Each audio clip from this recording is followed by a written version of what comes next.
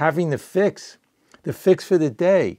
What are compulsive overeater drug addicts? It's all about getting the fix for the day. It's amazing, but we have a permanent solution where we can feel happy and joyous all the time. Whereas the pleasurable things, say just having all that extra food, being binge eating, or, also there's compulsions towards food. There's anorexia and the bulimia going back and forth. All these food addictions, right? And it's overeating and binge eating, but all of these things are created there in our brain to think that that's our fix, and we go for the drugs and the alcohol. But the 10 million times more devastation on the other side of those addictions, because it has to do with something material, trying to find the happiness and joy from synthetic things outside of ourselves. That Dr. Silkworth talked about, that synthetic knowledge. Food is one of them, and corporations. But the thing with the fix is we have what's called the solution. Also, the reason I had the promises in there, and how this is all going to relate and fit in, the promises talks about we will intuitively know the 9-step promise. If you go to page 84, we will intuitively know. So the fix is from getting prayer, meditation, getting centered. Our food addictions are related to the ego, the self, getting away from, we're making food a higher power. That's actually what we're doing. So the promise is promised, though, that we will intuitively, the way usually we do it through the intellect. But intuition is different. Intuition comes from this consciousness that was really, we were created in God's image. It was in us all the time.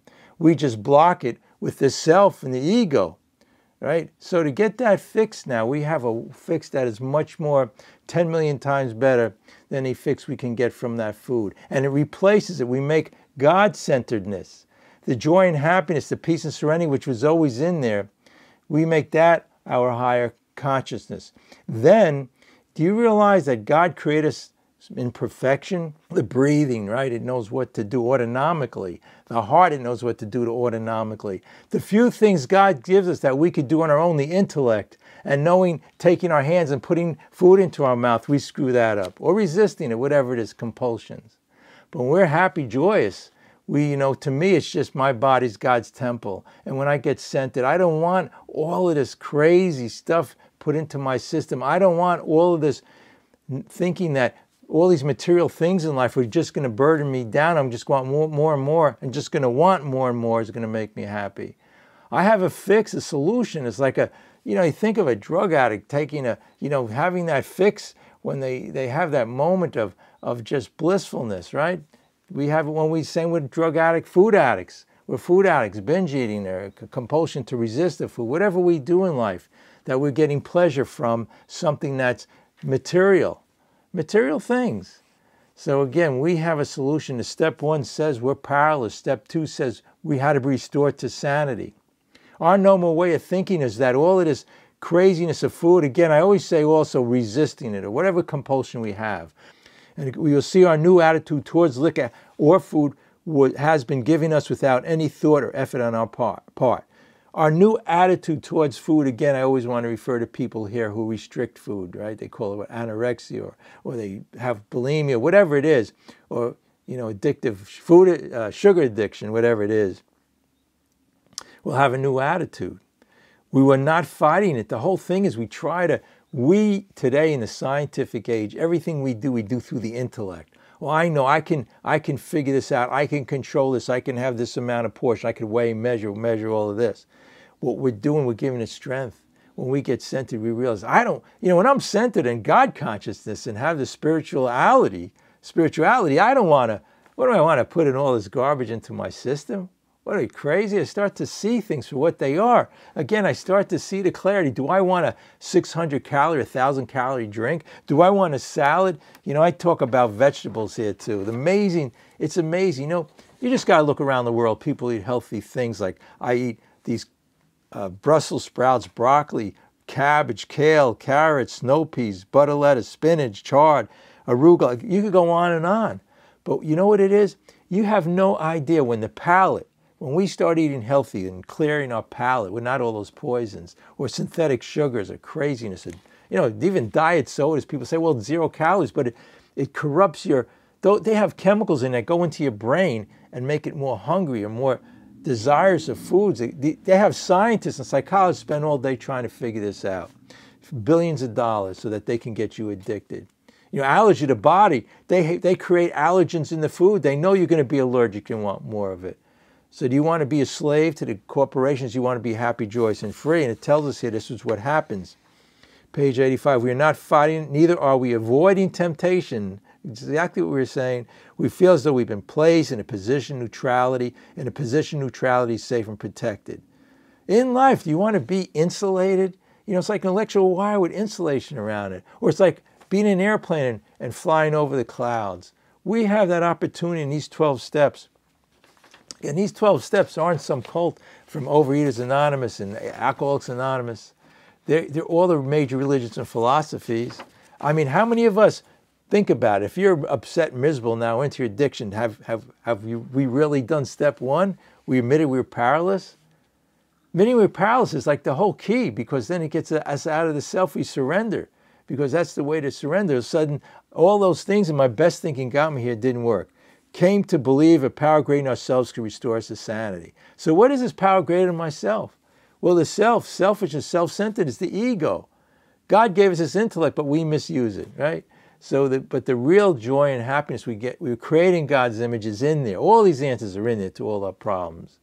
You know, all of these things. So there's two sides to us, the spiritual side and the human side, right? We're really spiritual people, but we're living in the human experience. Why not? Because that's the way we were brought up when we were young. We were told we had to do better in school. The parents told us maybe we had to be fearful of this or worry about that, you know, and all of these crazy things, and then made a decision. So when we surrendered, we made that decision. And it goes on to say in 85, we've been placed in a position of neutrality, safe and protected. We have not even sworn off. Instead, the problem has been removed. It's been removed. It's been cast out. Step 5, we tell somebody, step 4, all these defects are related to the self, all the resentment, anger, fear, and the 7 deadly sins, pride being number 1. They threw gluttony in there, right? How many years ago did they write that? How many years ago with this program of Overeaters Anonymous, Alcoholics Anonymous, in the 1930s? And back then, Dr. Silkworth said that the mind, the intellect, all the scientists of the day couldn't figure it out, and the doctors. And today, here we are over 80 years later, and guess what? The doctors and scientists haven't figured it out. He was right back then, and he's right now. There's only one solution, right? There's only one solution, a spiritual solution. It says throughout the book.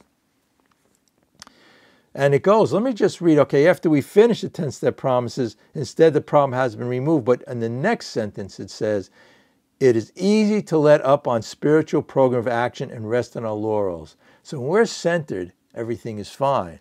We are headed for trouble if we do for alcohol or food, or our compulsions toward food is a subtle foe.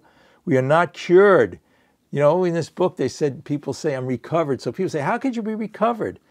We're recovered but not cured. And it tells us in the next sentence, what we really have is a daily reprieve contingent on the maintenance of our spiritual condition. So the whole thing is this.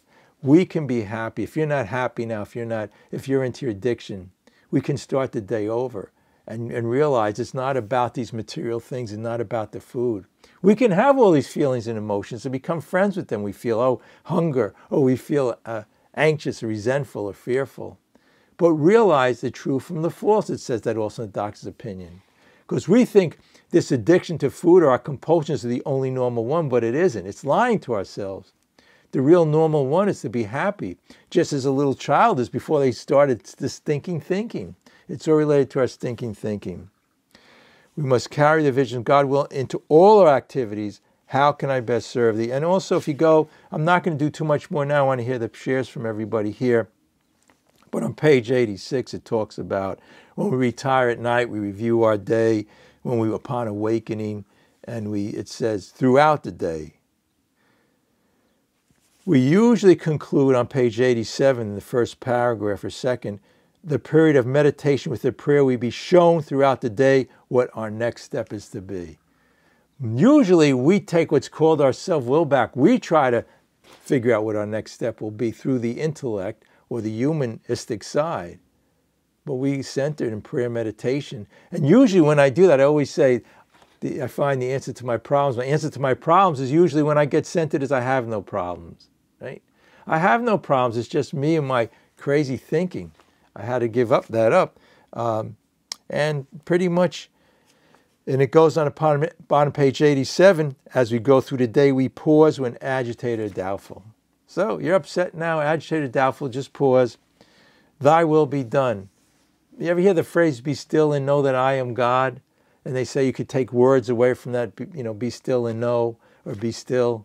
This whole program is about being still and letting go. It's a simple, simple program, but how many years sometimes we've been in this program, we're still trying to figure it out, being the problem, not the solution.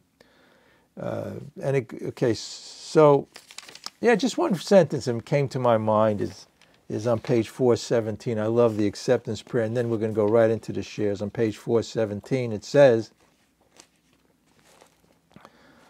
the last sentence, I need to concentrate on page 417, not so much on what needs to be changed in the world, at what needs to be changed in my attitudes. Perception, a new design for living.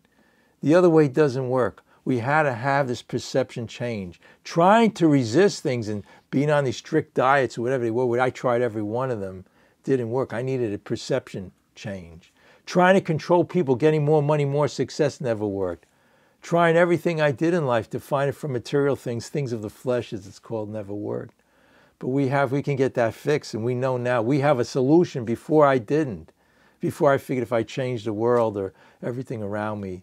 But no matter where I went, right, as they say, we could go to the Greenland ice caps, right, there, and there'll be a bottle, they say a bottle of whiskey there, will be a buffet, right, a buffet there. But when we have that change of thinking, then it doesn't matter where we are. We see what it is for what it is, that poisonous foods from the corporations.